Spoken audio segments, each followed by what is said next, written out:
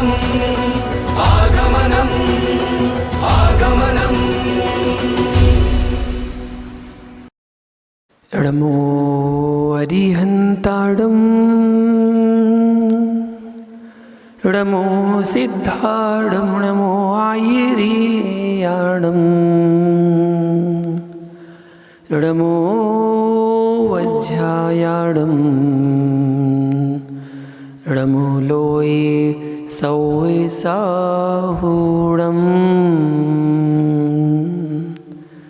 जब लोनंतानंद सिद्ध परमेष्टि भगवान ने की, मूल नायक श्री महावीर भगवान ने की, परम पूज्य गुरुदेव गणाचार्य श्री विराग सागर जी महामुनि राज की, चर्या सुमणियाचार्य श्री विशुद्ध सागर जी महामुनि राज की, अहिंसा में विश्व धर्म की।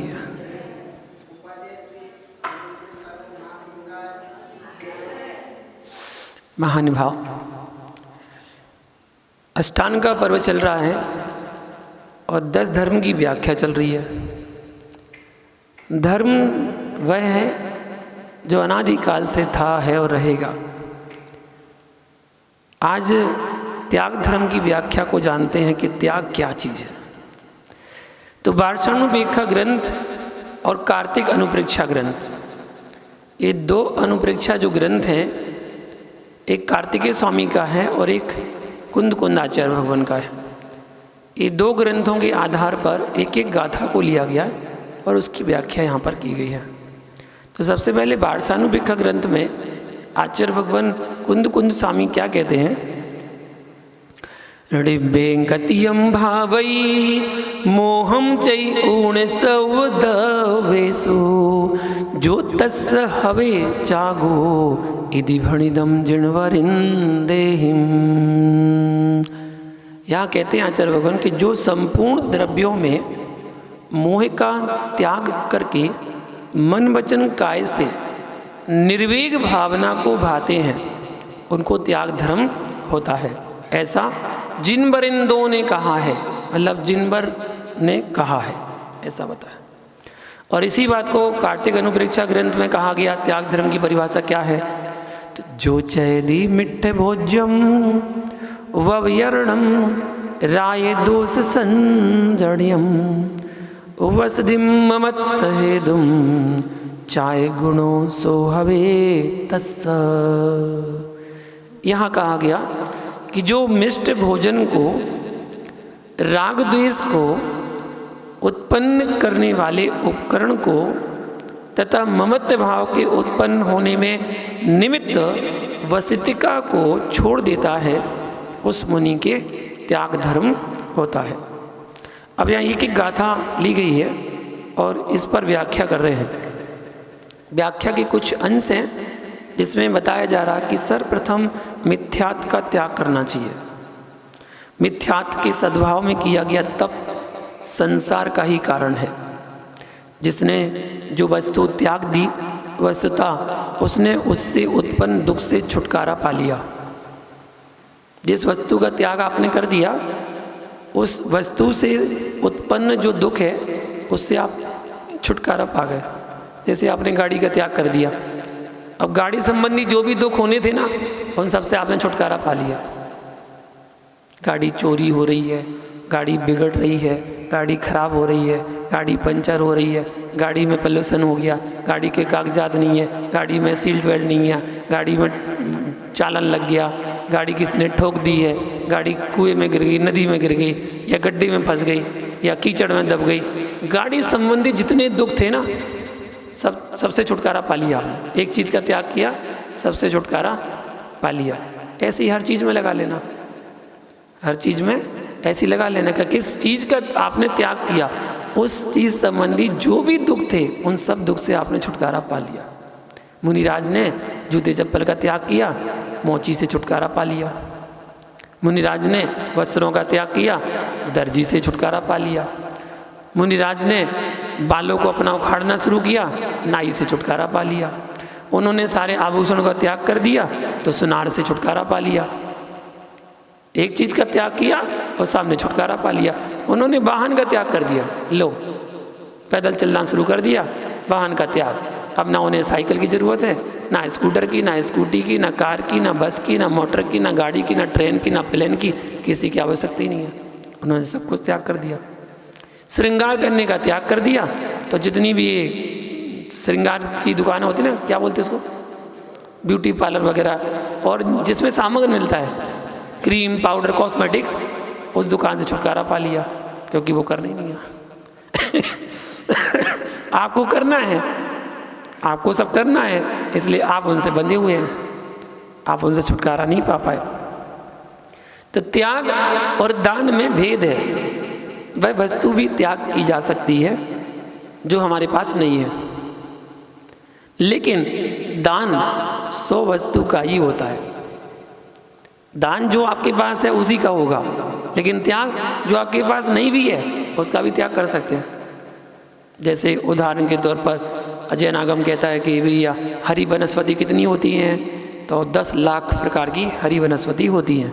आप खाते कितने हो, 10, 20, 30, 40, 50, 60, बस। कोई शादी फंक्शन में जाओगी तो 20-25 20-25 प्रकार की सब्जी, 20 प्रकार के फल, 10 प्रकार के जूस, ठीक है, 10 प्रकार की सलाद, कितने हो गए, 60, ठीक है, बस। और आप 70 का नियम ले लो, 80 का ले लो, 90 का ले लो, 100 का ले लो, चलो 100 हरी से ज़्यादा जीवन में नहीं खाएंगे। 9,99,900 हरी का आजीवन त्याग। जो वस्तु आपके पास नहीं है आप उसका त्याग कर दो ना। क्या जा रहा है आपके पास, सोना कितना होगा, सोना गोल्ड कितना होगा, आधा किलो, 1 किलो, ठीक है ना। आप 2 किलो का नियम ले लो ना, 2 किलो सोना से ज़्यादा नहीं रखेंगे, बस। बाकी सबका त्याग, त्याग ही है, मतलब ही नहीं है, त्याग ही है हमारा। तो कम से कम 2 किलो का ही तो दोष लगेगा, बाकी सबको तो त्याग कर दिया। आपके पास नहीं भी होगा तो बस 2 किलो का ही दोष लगेगा। और यदि आपने नियम नहीं लिया, त्याग नहीं किया, तो संसार में जितना भी सोना होगा वो सबका दोष आपको लग रहा है। सिंपल। मतलब हमारा जैन धर्म तो इतना सरल है, इतना सरल कि फ्री फंड में आप पुण्य कमाना शुरू कर देते हैं। किया धारा कुछ नहीं, पुण्य कमाना शुरू कर दिया। आपके पास कपड़े कितने जोड़ी हैं, 10 जोड़ी, 20 जोड़ी, 40 जोड़ी, 50 जोड़ी, आप 100 जोड़ी का नियम ले लो, 100 जोड़ी कपड़े रखेंगे बस। बाकी संसार में जितने वस्त्र हैं उन सब का त्याग। खैर महिलाएं नहीं ले सकती हैं, महिलाएं 100 का नहीं ले सकती हैं, उनके लिए तो 300-400 भी कम पड़ जाते हैं। हाँ, मैं पिछले चतुर्मास में था ना धार में, तो वह धार में एक महिला से बात हो रही थी, तो हमने कि ऐसी साड़ी का नियम ले लो, कि साड़ी सूट वगैरह आपने जो भी है उनका नियम ले लो। तो हमने कहा 200 का ले लो।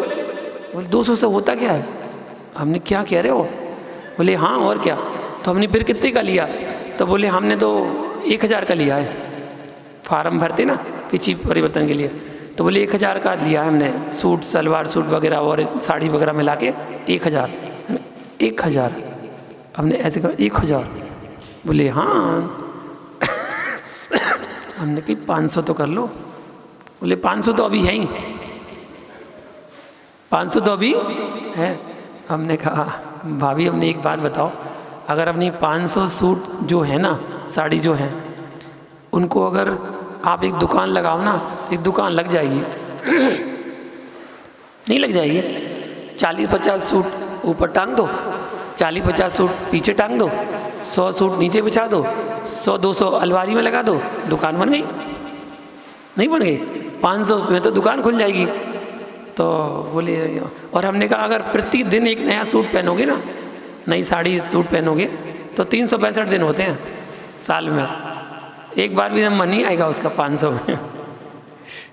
क्या करें, लेकिन आसक्ति बहुत भरी है ना, इतना उपयोग नहीं कर पाएंगे जितना जोड़ेंगे। इन जोड़ने की बहुत आदत है, उपयोग नहीं कर पाएंगे लेकिन जोड़ेंगे जरूर, बहुत आदत खराब है। तो इसलिए भैया चलो 500 का ले लो, 1000 का ले लो, चलो ठीक है, 1000 का तो दोष लगेगा, बाकी सबका त्याग। जो जितना जितना त्याग करता जाता है वह उतना उतना पूज्य होता जाता है। त्याग करते जाओ, पूज्य बनते जाओ। त्याग से अनेक प्रकार के सुख उत्पन्न होते हैं, इसलिए त्याग करना सीखो। जिन पदार्थों से तुम्हें इंद्रिय सुख मतलब सुखाभास। इंद्रिय सुख तो सुख होता नहीं है, सुखाभास। सुखाभास मिलता है, उन्हें बुद्धिपूर्वक त्याग दो। यदि स्वर्ग की संपदा प्राप्त करना है तो वह त्याग मात्र से ही संभव हो सकती है। जितने भी अभी तक भगवान बने हैं वे सब त्याग करके तो बने हैं। उन्होंने त्याग किया तभी तो बने हैं। अगर घर गृहस्थी में रहे थे तो कैसे कर पाते।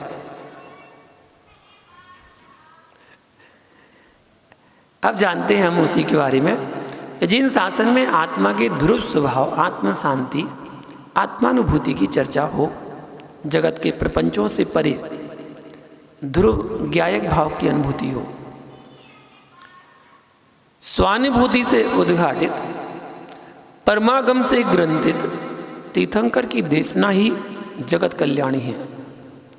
शब्द ब्रह्म आत्म ब्रह्म है, वही शब्द परम ब्रह्म है जो निज ब्रह्म में लीन कर दे। देखिए, धर्म जिस दिन हो जाएगा वही परम ब्रह्म है। समझो भैया, अंतस में बैठकर समझना, धर्म ही धर्म हो जाए। यानी पानी का धर्म शीतलता है, शीतलता पानी से निकलती नहीं है। अग्नि का धर्म उष्णता है, उष्णता अग्नि से निकलती नहीं है। जो आत्मा से निकले ना वही तो धर्म है। जो आत्मा से निकले ना। शक्कर में से मिठास तो अलग हो जाती होगी, चीनी में से मिठास अलग हो जाती होगी। शुगर है ना, शुगर वाले अगर शुगर फ्री चीनी को मांगे तो मिल जाएगी। ये शुगर की बीमारी है तो उससे दुकानदार के पास गए, बोले भैया इसमें से मीठा मीठा अलग कर दो, चीनी चाहिए, मैं 1 किलो चीनी दे दो, उसमें से मीठा मत देना। हो जाएगा? नहीं, गुणी में से गुण अलग नहीं हो सकता। शक्कर की जो गुण है वो मिठास है, उसमें से मिठास अलग हो ही नहीं सकता, कितना ही कुछ कर ले हो ही नहीं सकता। तो आत्मा से जो निकले ना वही तो धर्म है। धर्म तो धर्म है, त्याग धर्म है। ग्रहण किए बिना चल जाता है और त्याग किए बिना चलता नहीं है। ग्रहण करे बिना तो चल जाएगा, लेकिन त्याग करे बिना नहीं चलता। लोग 10-10 दिन के उपवास कर रहे हैं, करते ना, 10 लक्षण भादों के महीने आते 10-10 दिन के उपवास करते हैं आप, तो ग्रहण तो नहीं कर पा रहे, उपवास है ना, तो ग्रहण तो नहीं कर रहे हैं आप 10 दिन तक। भैया निकाल लेते हो ऐसे ग्रहण करे बिना। ग्रहण करते हो उसे सुबह ही छोड़ना पड़ता है। ग्रहण करोगे उसे छोड़ना ही पड़ता है। अगर छोड़ो नहीं तो पेट दर्द करने लगेगा, बीमार हो जाओगे। ग्रहण करोगे छोड़ना पड़ेगा। भोजन किए बिना कई दिन तक रह सकते हो, पर जिसे पेट में रख लिया था उसे छोड़े बिना तुम जी नहीं सकते, उसे तो छोड़ना पड़ेगा। तड़प जाते हो। जिस दिन तबीयत खराब हो जाती है, कहते वो पेट मरोड़ हो रहा है, दवा और शुद्धि करने नहीं जाना और पेट में बहुत उथल पुथल हो रही है, और फिर तो वैद्य जी और डॉक्टर जी और सबको बुलाना पड़ता है। फिर नहीं देखते कि कपड़े खराब होंगे, स्थान है कि नहीं। त्याग धर्म में, समझ गए आप सभी लोग। वे तो जाना है तो जाना है। ऐसे ही गाय भोजन करती ना तो त्यागती है, छोड़ती जरूर है। ये लोगों की मेंटलिटी, कुछ ज़्यादा ज्ञानी लोग हो जाते ना तो वो ज़्यादा ज्ञानी लोग ज़्यादा बातें करते हैं। कैसी बातें? अरे बोले गाय का दूध भी नहीं पी सकते, गाय का दूध नहीं पी सकते। बोले क्यों? तो बोले वो गाय का ही तो अंश है, जैसा खून वैसे दूध। जैसे खून नहीं उपयोग कर सकते हैं तो दूध का उपयोग कैसे कर सकते हैं? उनके तर्क उतर चलते हैं। तो देखिए, घास खाती है गाय है, और उसकी प्राकृतिक प्रक्रिया देखिए, घास का बनता है दूध। आप घास खा के देखो, दूध बनता है ना, घास खाने से दूध बनता है। तो गाय खाती है तो दूध बनता है, और बैल खाता है तो गोबर बनता गाय खाती है तो दूध बनता है और बैल खाता है तो गोबर बनता है, क्योंकि जो जिसके लिए खाने योग्य है उसके ही उपयोग में आता है। गाय जब चारा चरती है तो दूध रूप में परिवर्तित होती है, क्योंकि उसमें मातृत्व भाव है, ममता भाव है, ममत्व भाव है अपने बछड़े के प्रति। ना जाने कितने जीव उसके माध्यम से पलते हैं, कितने जीव पलते हैं, केवल अपने बछड़े को नहीं पालती, कितने लोगों को पालती है वो। तो बछड़े के प्रति ममत्व भाव होता हो। ध्यान रखना, जब तक बछड़ा उन गाय के थनों को स्पर्श नहीं करेगा तब तक दूध नहीं निकलेगा, दूध नहीं निकलता है। अगर बछड़ा है, उसका बछड़ा है तो बछड़ा पहले थन को स्पर्श करेगा, पहले थोड़ा सा वो थन से दूध पिएगा, उसके बाद ही दूध निकलता है। फिर तो वो जो दूध लगाने वाला बरेदी होता है ना, उसको पकड़ के खींच के बांध देता है। वो कहते एक बार निकलना शुरू तो हो जाए और फिर उसको अलग कर देता है। तो इसका ममत्व है गाय का कि वो दूध निकलना प्रारंभ हो जाता है। उसमें कोई हिंसा का दोष नहीं होता है, लेकिन यदि वो हिंसा से निकाला जाता है तो दोष है। आजकल ऐसी ऐसी मशीनें आ गई हैं कि वो मशीन 4 थन में ऐसे फंसा देते हैं तो चारों थन लग जाते हैं, और वो इतनी ज़ोर से दबाते हैं दूध निकालने के लिए, बिल्कुल निचोड़ लेते हैं, तो कभी कभी उस थनों से खून भी निकलने लगता है। वो खून उसमें गिर जाता है दूध में, तो वो मांसाहारी हो गया, तो मांसाहारी माना जाएगा, वरना तो दूध तो शुद्ध शाकाहारी ही है। तो गाय जब भोजन करती है ना तो उसे छोड़ना ही पड़ता है। अगर गाय दूध को ना छोड़े, गोबर को ना छोड़े तो बीमार पड़ जाएगी, अस्वस्थ हो जाएगी, उसे छोड़ना पड़ता है। ग्रहण करेगी तो छोड़ना पड़ेगा, और ग्रहण करे बिना रह सकते हैं, आप भी रह सकते हैं ग्रहण करे बिना, लेकिन छोड़े बिना नहीं रह सकते। हे मेघ, आप काले दिखाई देते हो, हे बादल, तुम तभी तक काले दिखाई देते हो जब तक तुम ग्रहण करते हो। अब तुम जल को किसानों के लिए छोड़ दो, आकाश से ज़मीन में गिरा दो, मेघों से पूछ लेना, तुम पानी को छोड़ देते हो तो तुम सबके सब गोरे हो जाते हो, सब सफ़ेद हो जाते हैं, गोरे हो जाते हैं। जो ग्रहण करता है वो काला रहता है, और जो ग्रहण करता है वो काला ही होता है। नाग काला क्यों होता है? क्योंकि वो कसायों को ग्रहण किए बैठा है, पर ऊपर विकारी भाव किए बैठा है, इसलिए वो काला ही है। काला नाग, कालिया नाग।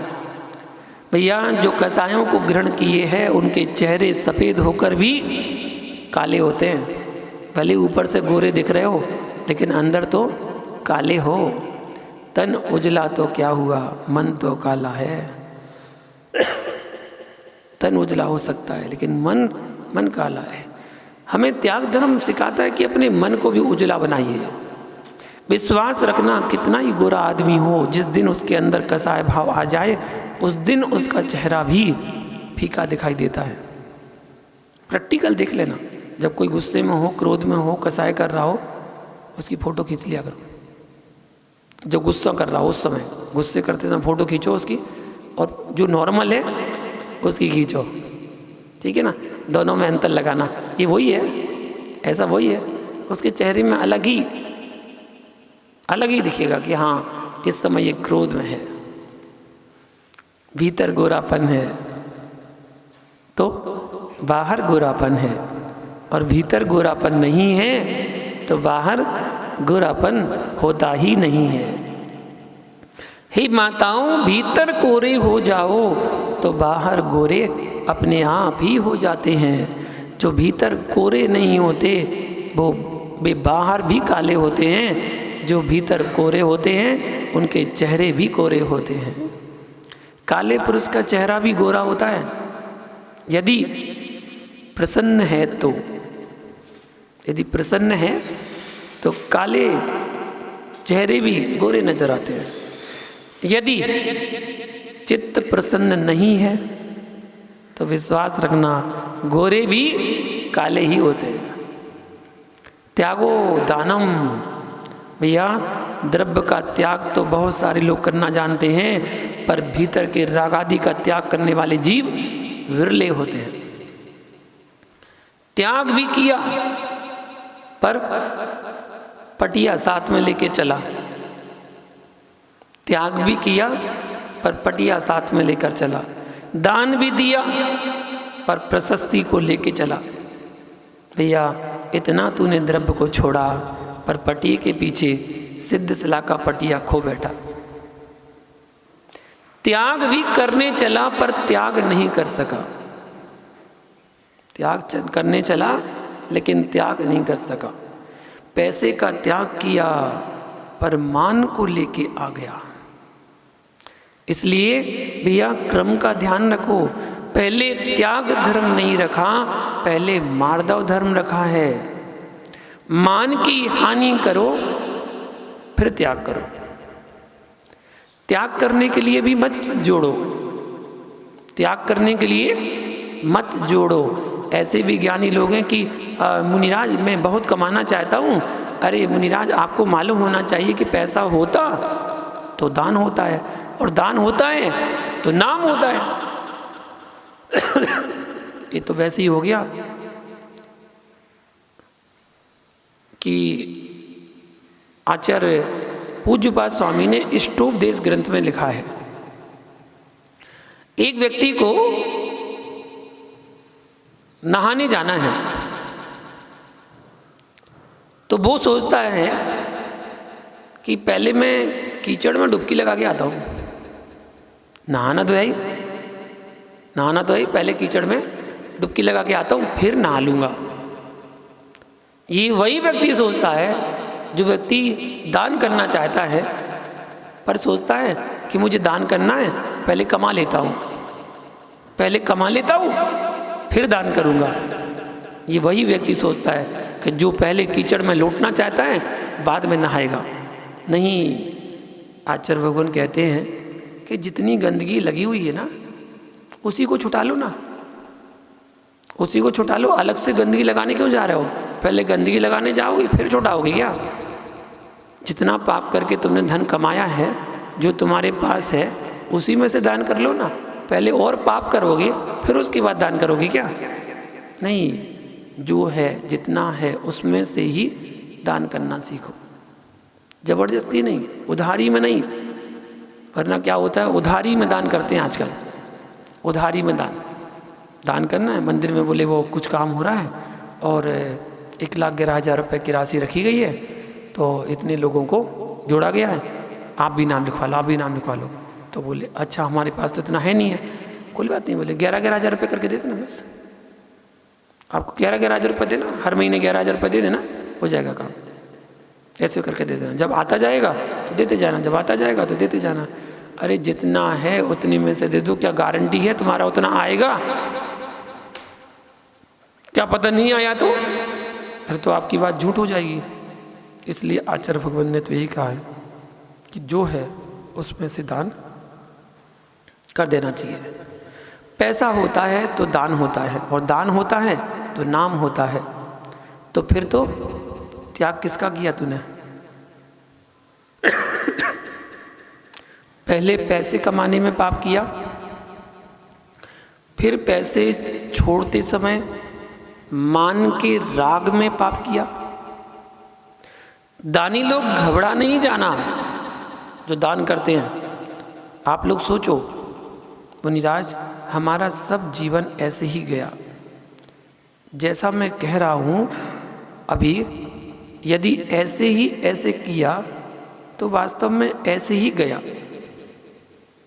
वास्तव में ऐसे ही गया। एक ज्ञानी कह रहा था कि अभी कि मुझे पैसा कमाना है क्योंकि मुझे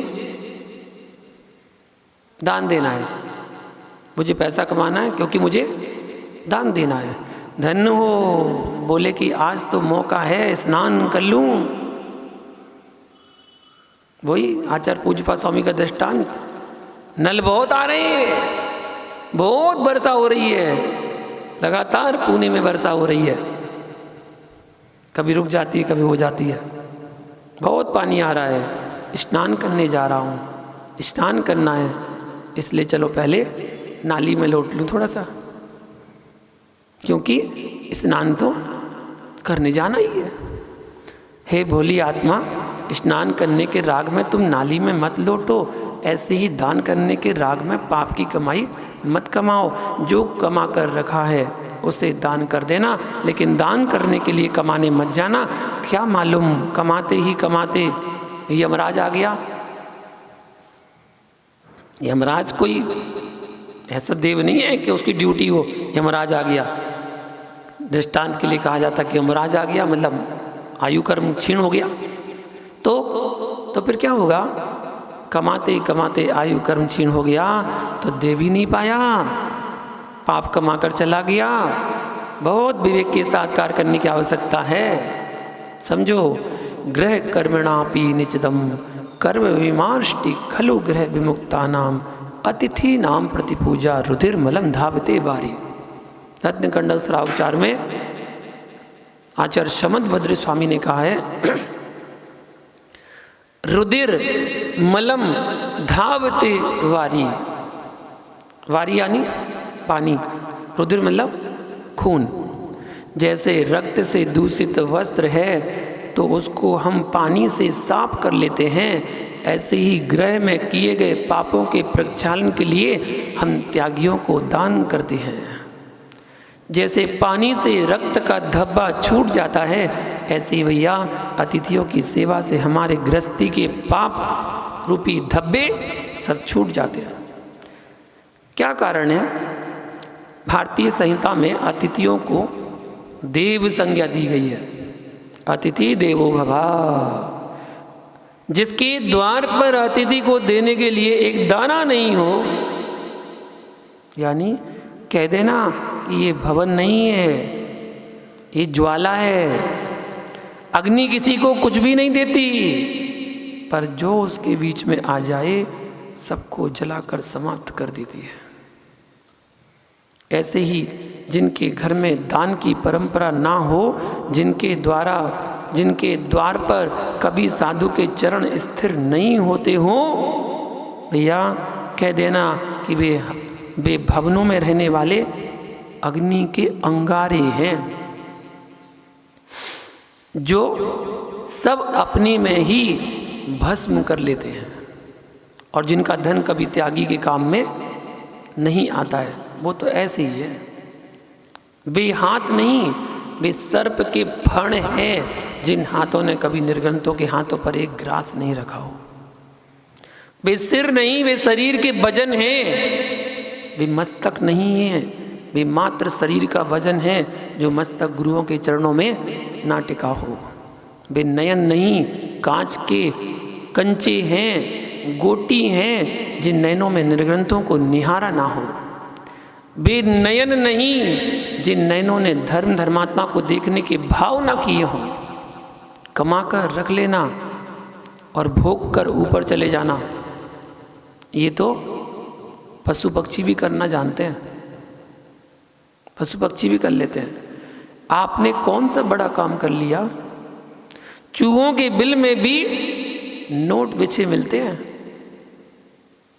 चूहों के बिल में भी नोट बिछे मिलते हैं। यदि जोड़ने से महानता आती होती तो आपसे महान चूहा है, वो भी संतान को जन्म देना जानता है और भी संतान का पालन करना जानता है और उसकी भी परिग्रह संज्ञा पाई जाती है, रखना जानता है। चारों संज्ञाएं जगत के सभी संसारी प्राणियों में पाई जाती है। आहार, भय, मैथुन और परिग्रह, ये चारों संज्ञाएं सभी में पाई जाती हैं। संज्ञाएं तो जगत के प्राणी मात्र में हैं, पर संज्ञान केवल सम्यक दृष्टि में होता है। हाँ, तो ज्ञानी स्नान करना है, स्नान करने जा रहा हूं तो नाली में लौट लूं।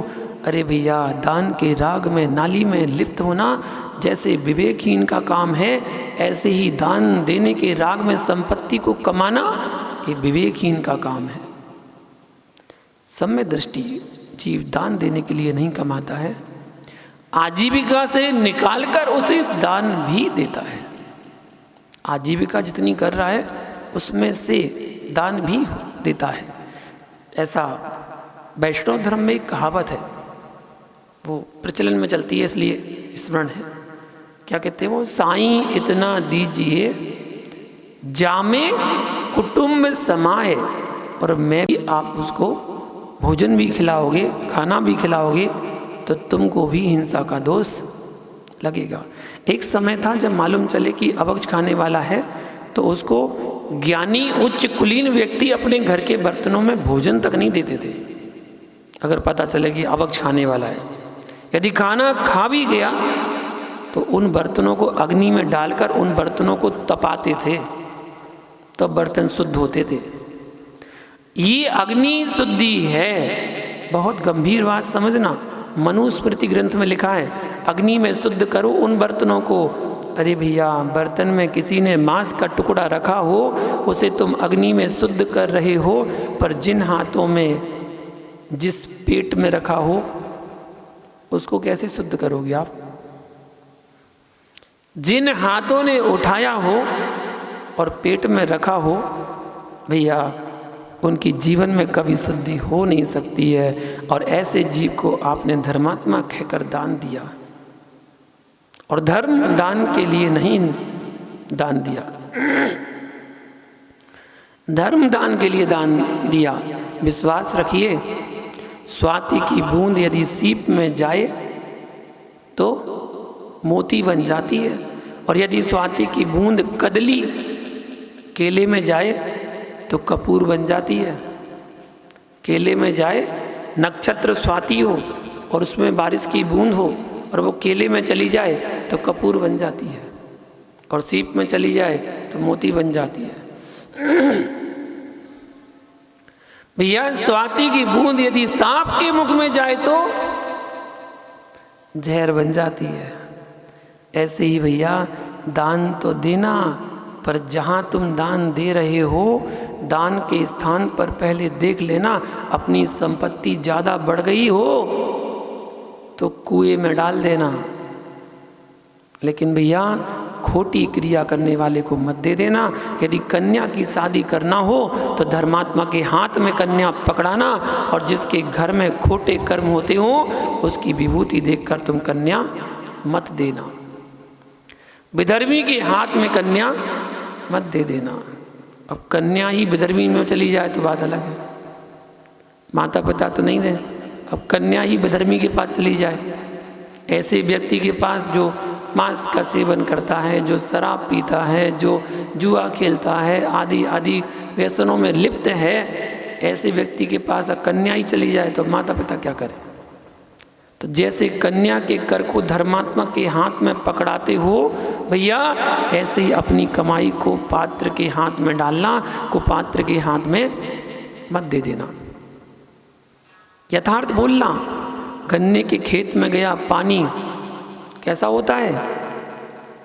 मधुर रस देता है, मीठा बन जाता है। मनीषियों, अगर मिर्ची के खेत में पानी जाए तो पानी भी चिरपरा हो जाता है, और वही पानी गन्ने के खेत में जाए तो मधुर रस हो जाता है। गाय पानी पीती है तो दुग्ध देती है, और नर पानी पिए तो समझ जाना चाहिए आपको। ऐसे ही भैया, धर्मात्मा के हाथ में आपने एक ग्रास भी रख दिया तो 24 घंटे उसने साधना की तो तुम्हारा एक ग्रास भी मोक्ष मार्ग का पाथे बन गया। आपने किसी अनाचारी को ग्रास दिया, उससे उसका शरीर बलिष्ठ हुआ और उसने जाकर के लाखों की हिंसा की। भैया, ग्रास तेरा द्रव हिंसा में गया। दान का अर्थ देना नहीं है।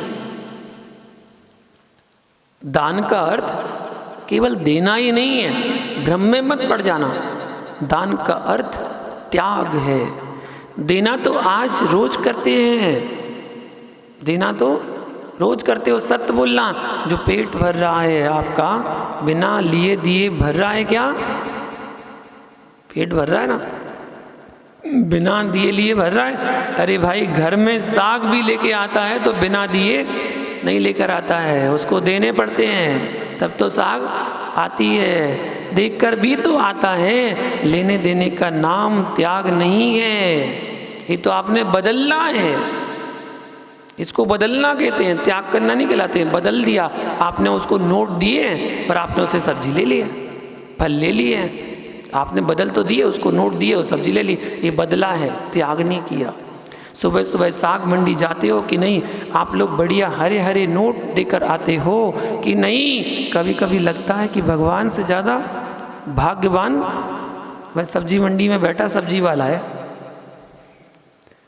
ये लोग प्रभु के चरणों में तो बाद में आएंगे, पहले सब्जी मंडी जाएंगे और प्रभु को तो सिक्के चढ़ाएंगे, सिक्के चढ़ाएंगे, 5 रुपए का 10 रुपए का सिक्का चढ़ाएंगे, लेकिन वहाँ हरे हरे नोट सब्जी मंडी में नहीं, तो दूध लेने तो जाएगा ही जाएगा सबसे पहले।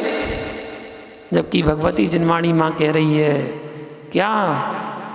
सुप्तोत्थितेन सुमुखेन सुमंगलाय द्रष्टव्यमस्ति यदि मंगलमेव वस्तु अन्नेन की तदिह नाथ तवैव वक्त्रम् त्रैलोक्य मंगल निकेतन मीक्षणीयम। जिन चतुर्विंशति का ग्रंथ में कहा है कि हे ज्ञानी, प्रातः उठकर आंख तब खोलना चाहिए जब अरहंत के बिंब का स्मरण मन में दिख जाए, मन में दिख जाए। सोकर उठते ही शेष कुछ नहीं देखना। सामने प्रतिमा ना हो तो ध्यान कर लेना भगवान का। इन हाथों को देख लिया करो, जो हाथ है ना आपके पास, ये हाथ सुबह सुबह उठ के और देख लिया करो, हाथ जोड़ लिया करो और हाथ जोड़कर ऐसे बिल्कुल देखो सामने, पूरा एक चंद्राकार बन गया। और जब चंद्राकार बन गया, वो चंद्राकार ही सिद्ध शिला है, सिद्ध शिला बन गई वो। और सिद्ध शिला पर ऊपर देखिए 12 उंगलियां हैं, 8 उंगलियां हैं और 8 उंगलियों में 3-3 खंड बने हुए हैं। वो 3-3 खंड ही तो 24 तीर्थंकर हैं। सिद्ध शिला पर 24 तीर्थंकर विराजमान है। इन हाथों में कहीं दिन भर में ऐसा कोई काम ना हो जाए जिससे पाप का बंद हो जाए। इन आँखों से ऐसी कोई दृष्टि ना चली जाए जो कुदृष्टि बन जाए। इन आँखों से मैं वह देखूं जिससे मेरे जीवन की सृष्टि बन जाए, भगवत रूप बन जाए।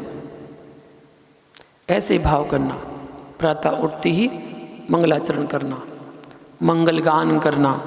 आपको पता होना चाहिए बुंदेलखंड में क्या कहते हैं कि सवेरे सवेरे की लड़ाई और सुबह सुबह का पानी अब तो भैया दिन भर चलेगा,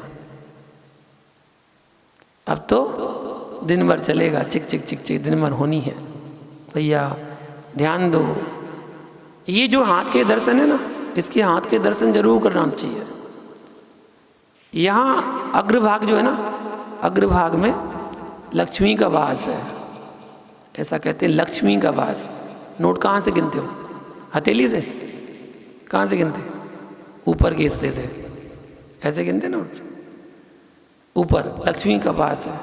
तो कर अग्रे वसते लक्ष्मी, कर के अग्र में लक्ष्मी का वास।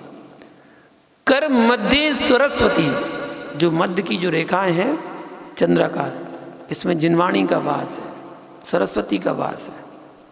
और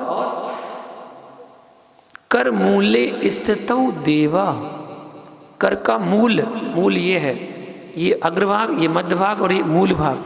ये मूल भाग में जब दोनों हाथों को जोड़ेंगे ना तो 3 रेखाएं बन जाती हैं और भाग्यशाली की बनती हैं। अब आपकी बन रही है नहीं बन रही पता नहीं, जिसे भाग्यशाली होता है ना उसकी बनती हैं। 3 रेखाएं बन जाती हैं जो रत्नत्रय का प्रतीक है। 3 रेखाएं, उसमें देव, सच्चे देव का वास है। कराग्रे वसते लक्ष्मी, कर मध्य सरस्वती, कर मूले स्थितौ देवा, प्रभाते कर दर्शनम। प्रभाते कर दर्शनम, कर मतलब हाथ। सुबह सुबह प्रभात काल में अपने हाथों के दर्शन करके और देव शास्त्र गुरु का ध्यान करना चाहिए ऐसे। उसके बाद अपने दिन की शुरुआत करें। ध्यान दो, प्रातः की बेला में जिसके घर में मंगलाचरण गाली से होते ना, कई घर ऐसे हैं जिन्हें गाली से शुरुआत होती है। धन्य है उसका घर, अहो जिसके घर में प्रातः उठते ही पिता बेटों पर चिल्ला रहा है, वह शुद्ध अभागा पिता है। किंचित भी अशुभ वचनों का प्रयोग मत करना, वो पिता शुद्ध अभागा है, जो शायद स्वप्न यही देख रहा था कि कब उठूं और कब डांटूं, कब उठूं और कब डांटूं। ओहो भोली आत्माओं, सुबह सुबह का मुहूर्त ब्रह्म मुहूर्त होता है। इस ब्रह्म मुहूर्त में ब्रह्म को देखना चाहिए, आत्मा को, कि बेटे को डांट लगाना चाहिए। ब्रह्म को देखना चाहिए या बेटे को डांट लगाना चाहिए? सुबह की बेला भगवान की भक्ति में लगाना चाहिए। प्रातः की बेला दान पूजा का समय है, भगवत भक्ति का समय है, ना पैसे कमाने का समय है और ना विश्राम का समय है। भैया ध्यान रखना, वे कभी अपने जीवन में उन्नति नहीं कर पाएंगे जिनको सूर्य जगाने आता है। जिनको सूर्य जगाने आता है वो अपने जीवन में कभी उन्नति नहीं कर पाएंगे, वे कभी अपने जीवन में विकास नहीं कर पाते, कभी संत हृदय को प्राप्त नहीं होते जिनको प्रातः की बेला में सूर्य जगाने आए। संत पुरुष तो वे होते हैं जिनके जागने के बाद सूर्य उगता है, जिनके जागने के बाद सूर्य जगता है, वह जीवन भर सुखमय जीवन जिएगा, मुस्कुराते हुए जीवन जिएगा। जितने छात्र पढ़ते हैं, अध्ययन करते हैं, उनको भी ध्यान से सुनना। अगर जीवन में सफलता हासिल करना हो तो बेटा सूर्य के जगने के पहले तुम जाग कर बैठ जाना। जो सूर्य उदय के उपरांत जागते हैं वे जीवन में कभी उन्नति नहीं कर पाएंगे। पुण्य के योग से भौतिक उन्नति हो भी जाए, आपका पुण्य का योग चल रहा होगा पूर्व का, उससे भौतिक उन्नति हो भी जाए तो ये कोई अपनी उन्नति नहीं मानते, लेकिन अध्यात्म उन्नति तो उसी को मिलती है जो ब्रह्म मुहूर्त में जगता है। इसलिए छात्रों से कहना है, बेटा छात्र जीवन को विलासता का जीवन नहीं बनना, ना गृहस्थी का जीवन बनाना।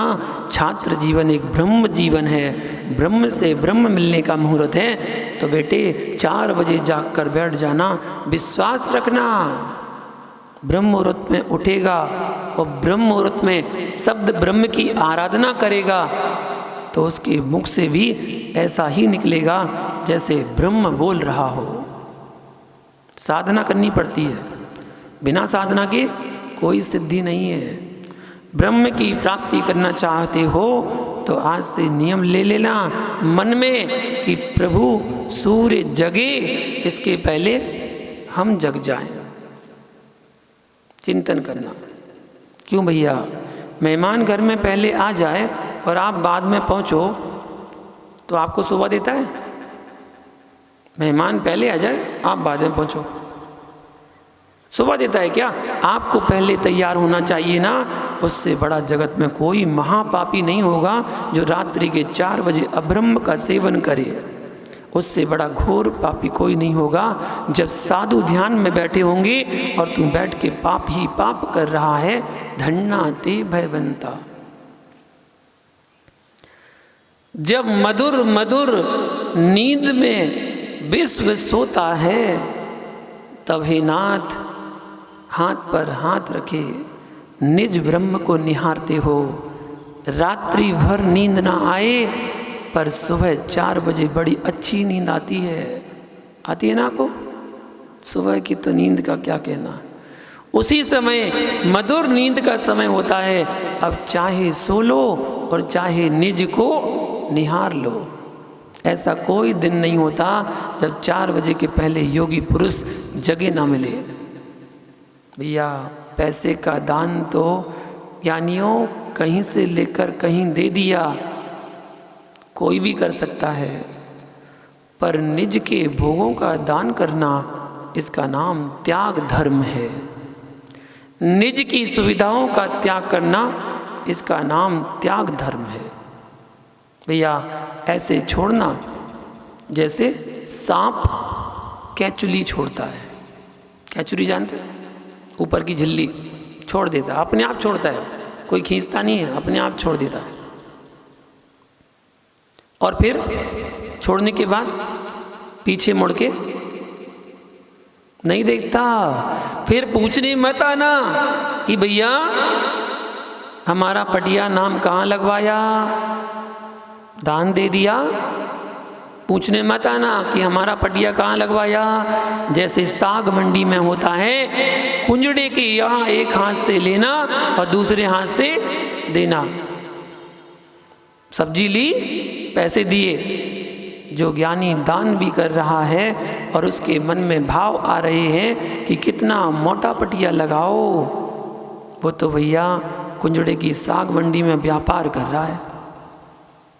एक हाथ से दे लेना, एक हाथ से देना, और यहीं इसके यहीं चुकता हो जाना। एक हाथ से लेना, एक हाथ से देना, और यहीं के यहीं चुकता हो जाना। अहो, हमने जीवन में किया भी तो क्या किया क्या है। ऋषभ अवतार में कथन किया, और महाभारत में, रामायण में, गीता में भी, कि वर्तेश इस भूमि का प्रथम चक्रवर्ती था। ऐसा वैष्णव ग्रंथों में सब में लिखा है। ऋषभ अवतार महाभारत, रामायण, गीता सब में दिया है। इस व्यवस्था का प्रथम सम्राट यदि कोई हुआ है तो वह भरत चक्रवर्ती थे, जिनके नाम पर आज हम गौरवान्वित होते हैं। भारत देश, देश देश के कितने सारे नाम हो चुके हैं, है? चक्रवर्ती भरतेश क्या करें। संपत्ति पाकर मान ना आए तो भैया साधु ना हो जाए। साधु बन जाएगा वो तो, कि धन संपत्ति आने के बाद मान ना आए। एक कक्षा प्रतिनिधि भी बन जाए तब उसका चेहरा देखना। ओ, घर में पिताजी ने जरा सा काम सौंप दिया, फिर भैया ये पूछो कैसा लगता है। फिर जिसने 6 खंड पर राज्य किया हो, वो जब वृषभाचल पर्वत पर अपना नाम अंकित कराने के लिए कहता है, दंड रत्न के साथ सेनापति को भेजता है कि सेनापति जाओ और मेरा नाम अंकित करके आओ। बोले स्वामी क्या लिखूं। प्रथम तीर्थेश का ज्येष्ठ पुत्र भरत, भारत का प्रथम चक्रवर्ती, ऐसा आप पट लिखिए। शासक की पट्टावली होती है भैया। पट्टावली लिखने के लिए पर्वत पर भेजा गया।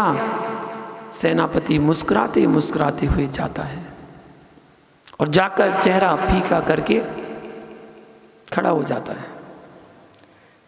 चक्रवर्ती नीचे से कहता है, क्यों सेनापति, इतना विलंब क्यों। नाथ क्षमा करो। क्षमा करने का क्या प्रसंग। स्वामी, वृषभाचल पर 1 इंच भूमि ऐसी नहीं है जहाँ पर मैं आपको भरत नाम मात्र लिखवा सकूं।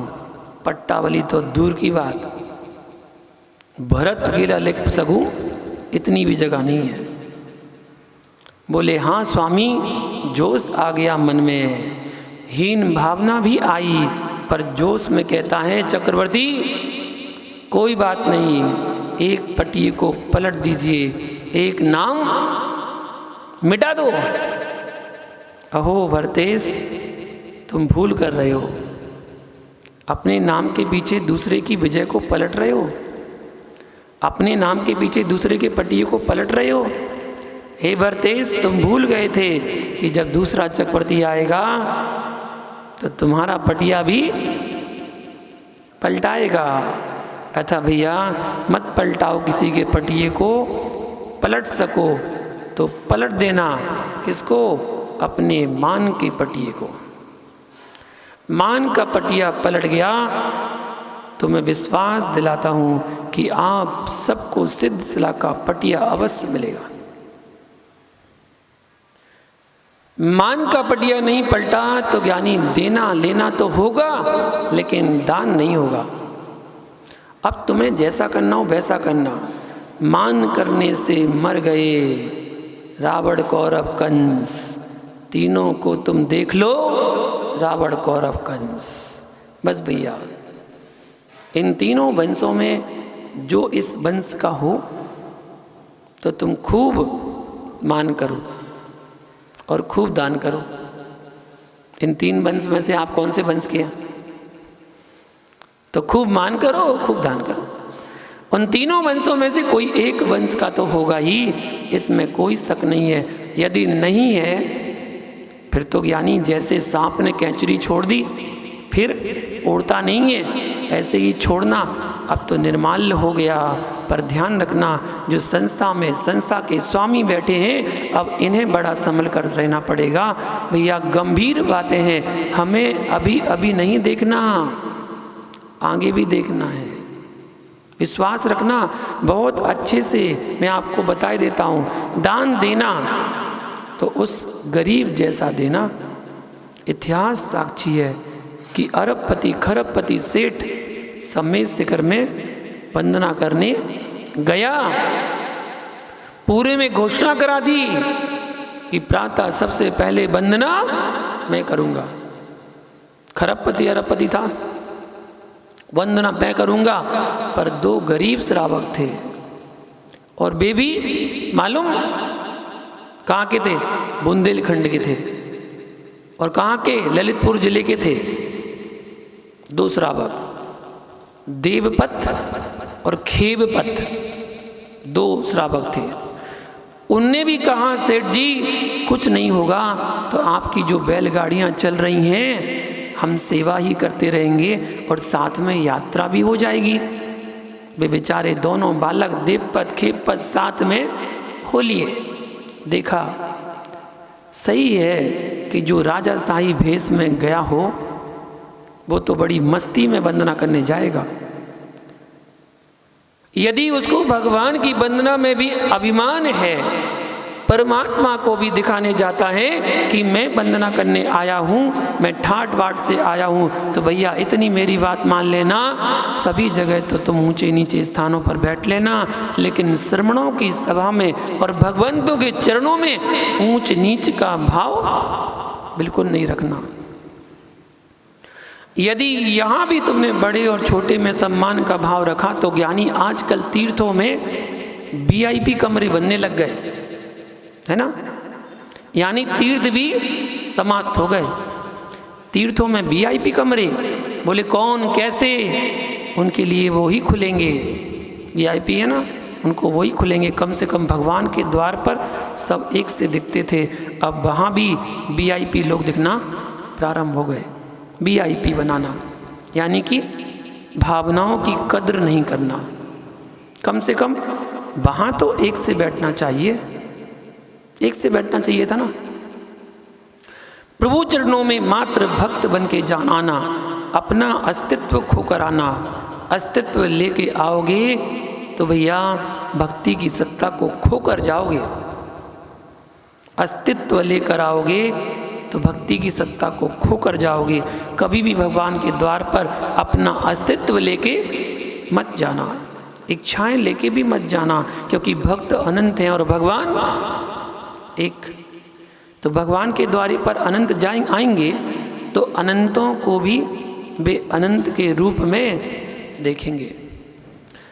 ज्ञानियों, उन दोनों किशोरों ने देखा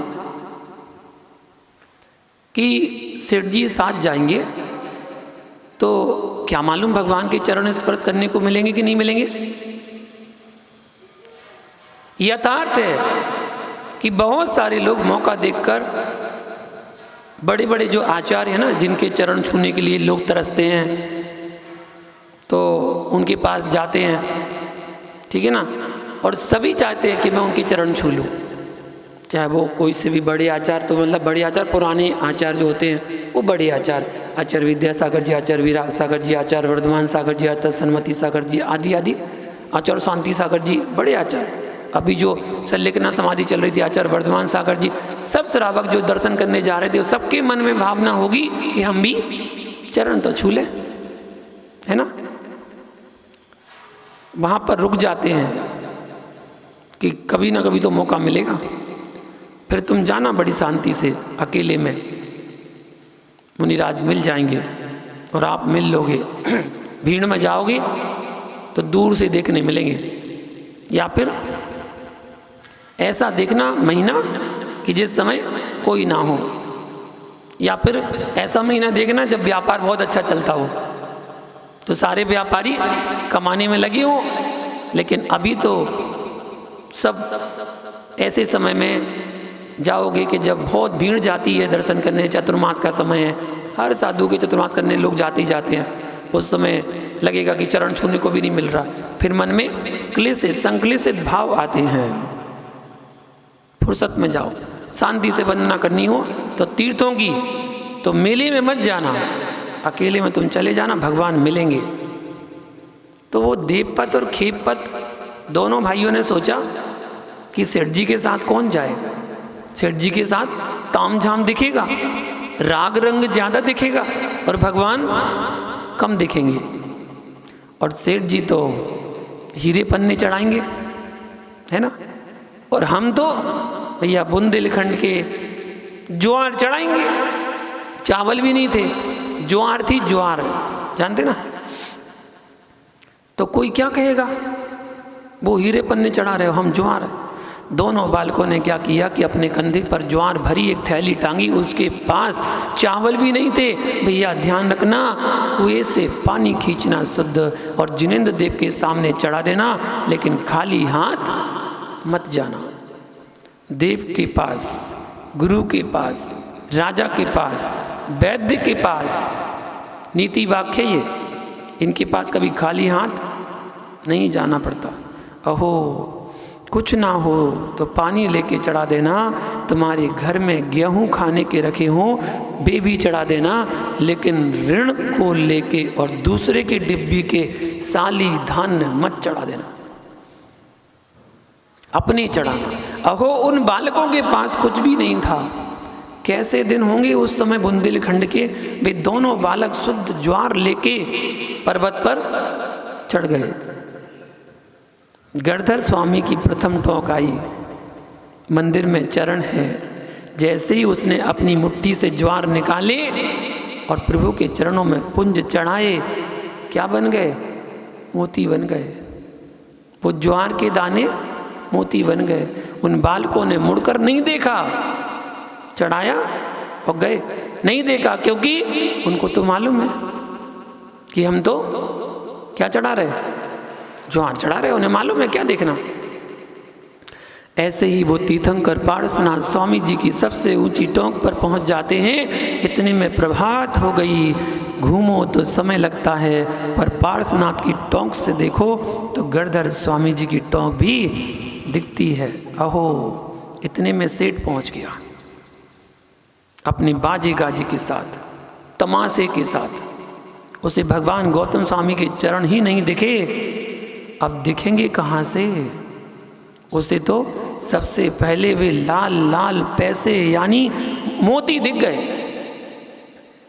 सबसे पहले क्या दिखे, चरण नहीं दिखे, सबसे पहले मोती दिख गए। और सेठ की आंखें लाल हो गईं। मालूम क्या कहता है, मेरे पहले यहाँ वंदना किसने की और मोती चढ़ाए, जरूर कोई डाकू होगा। भैया राजा का बेटा चना चबाए तो कहते हैं कि शौक से चबा रहा है, और वही चना गरीब का बेटा चबाए तो कहते हैं फाके मार रहा है। चना चबा रहा है, चना तो दोनों चबा रहे हैं, लेकिन राजा का बेटा चबा रहा तो शौक से चबा रहा है, और गरीब का बेटा खाए तो फाके मार रहा है। देखो भैया दुनिया की लीला बड़ी विचित्र है। गरीब अच्छा भी करे तो लोग अच्छा नहीं कहते। अहो सेठ ने गणधर स्वामी को नमस्कार तो नहीं किया, बल्कि ये कह दिया अपने सैनिकों से कि जाओ आगे जाके देखो ये मोती कौन चढ़ा रहा है। वो जो साथ में सेवक थे ना, उन्होंने बेचारे बालकों को पकड़ लिया जाके। दोनों हाथ जोड़ रहे थे, पैर पड़ रहे थे, गिड़गिड़ा रहे थे। सेठ जी हमने ये सोचा कि भीड़ में भगवान के दर्शन कर पाएंगे या नहीं, और दूसरी दृष्टि ये भी थी कि सेठ जी कि हमें अभी जाकर पूरे संघ की सेवा करना है। बातें बना रहा है। बोले नहीं सेठ जी, ये ज्वार है, श्रद्धा को मत तोड़िए, ये श्रद्धा की ज्वार है। सेठ जी बोले मेरे सामने चढ़ाओ, मेरे सामने चढ़ाओ। पुनः गढ़धर परमेष्टि की टोंक पर उन बालकों ने अपने झोले में से एक मुट्ठी ज्वार निकाली और जैसे ही 3 पुंज चढ़ाए, सेठ के देखते देखते हीरे बन गए। लेकिन सेठ ने जैसे ही हीरा उठाया, उस अभागे के हाथ में अंगारा बन गया। तब सेठ को समझ में आया कि पुण्य पूर्व का हमारा अवश्य, लेकिन पुण्यात्मा, मैं तो अहंकार में डूबा था कि मैं इतनी बड़ी सभा और सेवकों को लेके आया हूँ। सेवकों को लेके जाना, भीड़ को लेके जाना, ये तो बहुत सरल है, पर श्रद्धा को लेके जाना ये बहुत कठिन है। सम्यक दृष्टि जीव भीड़ को नहीं निहारता, सम्यक दृष्टि जीव श्रद्धा को निहारता है। भैया दान करना हो तो ध्यान रखना, धन की 3 गति हैं, दान, भोग और विनाश। दान व भोग किया नहीं तो निश्चय ही होगा विनाश। बहुत अच्छा है कि दान कर जाओ। भोग कर गया वो तो अधम है, और कुछ भी नहीं करोगे तो बस जोड़ जोड़ कर रखते जाना और बढ़िया कालिया नाग बन के आ जाना। क्या जोड़ जोड़ के रखते जाना और बढ़िया कालिया नाग बन के वापस आ जाना। धन्य हो बेटी बेटों को सौंप कर जाना, और ना सौंपना हो तो मंदिर को दान कर जाना, लेकिन ज़मीन में मत गाड़ देना। नहीं तो विश्वास रखो जितने नाग वगैरह घूमते हैं ना, वे सब इसी में हुए, फिर उसी क्षेत्र में घूमते रहते हैं वो लोग। मकान में भी राग होता है, भूमि में भी राग होता है, कहीं भी छोड़कर आ जाना, लेकिन वे इसी परिसर में घूमते हैं। कुछ दिन पहले ऐसी कहानी दृष्टांत में सुनने में आया था कि जिसने पैसे जोड़ जोड़ के रखे थे वो काला नाग बन के आया था। उसको कहीं भी छोड़ के आ जाओ, पकड़ के छोड़ाओ, वो घूम फिर के वापस वहीं आ जाता है। उनका सब गड़ा रखा है ना, इसलिए कभी भी गाड़ कर मत जाना। त्यागो दानम, पर जगत की लीला विचित्र है। नारी पूछे सूम से काहे मन करत मलिन, का तुम्हारा कछु गिर गयो, का काहू को गछु दीन। तो ज्ञानी कहता है ज्ञानी नारी से, ना मेरो कछु गिर गयो, ना काहू को दीन, और देतन देखो और को याते बदन मलिन। ना तो कुछ हमारा गिरा है, ना मैंने किसी को कुछ दिया है, पर दूसरे जब दूसरे को दे रहे थे सो देखते देखते हम झुलस रहे थे। ऐसे जीव तो नहीं विराजे यहाँ पर। धन्नाते भयवंता, जो निर्वेक भाव से युक्त होकर 5 इंद्रियों के विषयों से विरक्त होकर स्वात्म धर्म में लीन है, जिन्होंने शत्रु मित्र के भाव का त्याग कर दिया हो और त्याग के भाव का भी त्याग कर दिया हो, यही परम त्याग है। मैंने छोड़ा, जब तक ये नहीं छोड़ा तब तक तुमने क्या छोड़ा। कह रहा था कि मैंने छोड़ा, और ऐसा छोड़ा, अच्छी बढ़िया लात मार के आया हूँ, पर जम के नहीं लग पाई, इसलिए अभी याद सता रही है। भैया मुनि बन गया और कहने लगा, भैया सुनो, हमारे पिताजी ने मुझे इतना दिया था, कोटि कोटि संपत्ति मेरे पास थी भैया, मैं लात मार के चला आया। लेकिन भैया तनक जम के नहीं लग पाई, लात मारी थी, जम के लग गई होती। बोले क्यों? बोले तू छोड़ के तो सब आ गया, लेकिन भीतर से कछु नहीं छूट रही है, अंदर तो भरी पड़ी है। इसलिए जब भी त्यागो तो ऐसे त्यागो कि जैसे सांप केंचुली को त्याग देता है, छोड़ देता है, फिर पुनः उसको याद नहीं करता। ऐसे ही आप भी त्याग करें, त्याग धर्म को जाने समझे, और त्याग के बारे में कल जानेंगे। आज के लिए इतना ही। जय बोलो महावीर भगवान की।